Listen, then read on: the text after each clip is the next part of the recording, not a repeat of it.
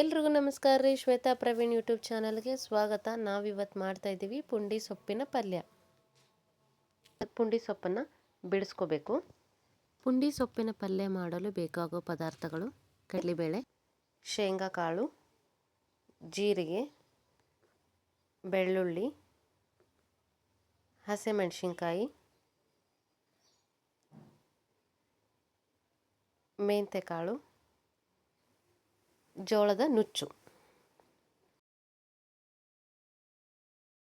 ಸಣ್ಣದಾಗಿ ಹೆಚ್ಚಿರುವ ಪುಂಡಿ ಸೊಪ್ಪನ್ನು ಕುಕ್ಕರ್ಗೆ ಹಾಕಿ ಎಲ್ಲ ಪದಾರ್ಥಗಳನ್ನು ಕುಕ್ಕರಲ್ಲಿ ಹಾಕಿ ನೀರು ಹಾಕಿ ಕುದಿಯಕ್ಕೆ ಇಡಬೇಕು. 3 ವಿಜಿಲ್ ಆಗಬೇಕು. ಇದು ಪುಂಡಿ ಸೊಪ್ಪು ನಮ್ಮ ಉತ್ತರ ಕರ್ನಾಟಕದ ಪ್ರಸಿದ್ಧವಾದ ಹುಳಿ ಸೊಪ್ಪಾಗಿದೆ. ಇದು ಹುಳಿ ಬರುತ್ತೆ ಸೊಪ್ಪು. ಕುದ್ದಾದ್ಮೇಲೆ ಈ ಥರ ಆಗಿರುತ್ತೆ. ಇದನ್ನು ಚೆನ್ನಾಗಿ ಸ್ಮ್ಯಾಶ್ ಮಾಡಬೇಕು. ಪುಂಡಿ ಸೊಪ್ಪಿನಲ್ಲಿ ವಿಟಮಿನ್ಗಳು, ಕಬ್ಬಿಣದ ಅಂಶ ಮತ್ತು ನಾರಿನ ಅಂಶ ಇರೋದರಿಂದ ತುಂಬ ಪ್ರಸಿದ್ಧವಾದ ಸೊಪ್ಪಾಗಿದೆ.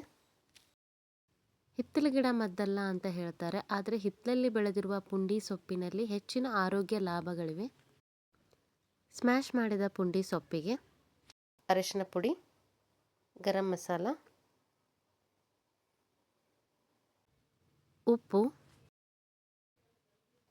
ಬೆಲ್ಲ ಇಷ್ಟನ್ನು ಹಾಕಿ ಮಿಕ್ಸ್ ಮಾಡಿ ಮತ್ತೆ ಕುದಿಯೋಕ್ಕೆ ಇಡಬೇಕು. ಒಂದು 5 ನಿಮಿಷ ಕುದಿಸಿ ಪುಂಡಿ ಸೊಪ್ಪಿಗೆ ಒಂದು ಒಗ್ಗರಣೆ ಹಾಕ್ಕೊಳ್ಳೋಣ. ಸಾಸಿವೆ, ಜೀರಿಗೆ, ಬೆಳ್ಳುಳ್ಳಿ, ಕರಿಬೇವು,